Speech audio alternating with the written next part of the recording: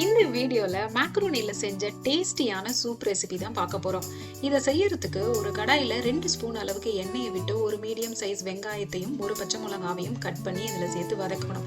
வெங்காயம் நல்லா வதங்கினதுக்கு அப்புறமா 7-8 பல் பூண்டு, 3 தக்காளி, அப்புறம் கொத்தமல்லி இலையோட தண்டு இது எல்லாத்தையும் சேர்த்து நல்லா வதக்கிக்கணும். இதோட தேவையான அளவு உப்பு, 1 ஸ்பூன் அளவுக்கு காஷ்மீரி மிளகாய் தூள் இதையும் சேர்த்து தக்காளி நல்லா சுருள வதங்குற அளவுக்கு வதக்கிக்கணும். அதுக்கப்புறமா சுடு தண்ணி ஒரு 2 டம்ளர் சேர்த்து நல்லா கொதிக்க விட்டுருங்க. கொதிக்க விட்டு தனியா எடுத்து வச்சு நல்லா ஆற வச்சிடணும்.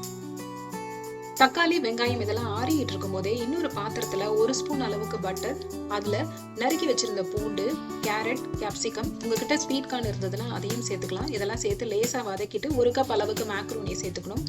இந்த மேக்ரோனி வேகிறதுக்கு ஒரு 2 கப் அளவுக்கு தண்ணி சேர்த்துட்டு அதோட தேவையான அளவு உப்பு, சில்லி ஃபிளேக்ஸ், பாஸ்தா சீசனிங் இதையும் அதோட சேர்த்து நல்லா கொதிக்க விடணும். இது கொதிச்சு இந்த மேக்ரோனி வேகிறதுக்கு ஒரு 7-8 நிமிஷம் ஆகும். இந்த மீன் டைம்ல ஏற்கனவே வதக்கி வச்சிருந்த வெங்காயம், தக்காளி இதெல்லாம் நல்லா ஆறுனதுக்கு அப்புறமா மிக்ஸி ஜார்ல போட்டு எக்ஸ்ட்ராவாவே தண்ணி சேர்த்து நல்லா அரைச்சி எடுத்து வச்சுக்கணும். எடுத்துட்டு இந்த மாதிரி ஒரு ஃபில்டர்ல வடிகட்டி எடுத்து வச்சுக்கணும். எந்த அளவுக்கு நமக்கு சூப் தேவையோ அந்த அளவுக்கு தண்ணி சேர்த்து நல்லா இதை வடிகட்டி எடுத்து வச்சுக்கணும். மேக்ரோனியோட சேர்ந்து கொதிக்கும் போது சூப்போட கன்சிஸ்டன்சிக்கு கரெக்டா வந்துடும். கூடவே கொஞ்சம் பெப்பர் சேர்த்து ஒரு 2 நிமிஷம் அளவுக்கு கொதிக்க விட்டீங்கன்னா டேஸ்டியான மேக்ரோனி சூப் ரெடி ஆயிடும். பெங்களூர்ல இப்ப வெதர் பாத்தீங்கன்னா காலையில பனியா இருக்கு, ஈவினிங் ஆனா மழை வந்துருது.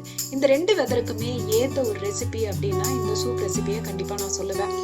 சர்வ் பண்ணும்போது ஃப்ரெஷ் கிரீம் இல்லைன்னா சீஸ் இதையும் சேர்த்து சர்வ் பண்ணீங்கன்னா ரெஸ்டாரண்ட் ஸ்டைல்ல இந்த சூப் ரெடி ஆயிடும். உங்களுக்கு இந்த ரெசிபி பிடிச்சிருந்ததுன்னா கண்டிப்பா இந்த வீடியோவை லைக் பண்ணுங்க, ஷேர் பண்ணுங்க, சப்ஸ்கிரைப் பண்ணுங்க. தேங்க்ஸ்.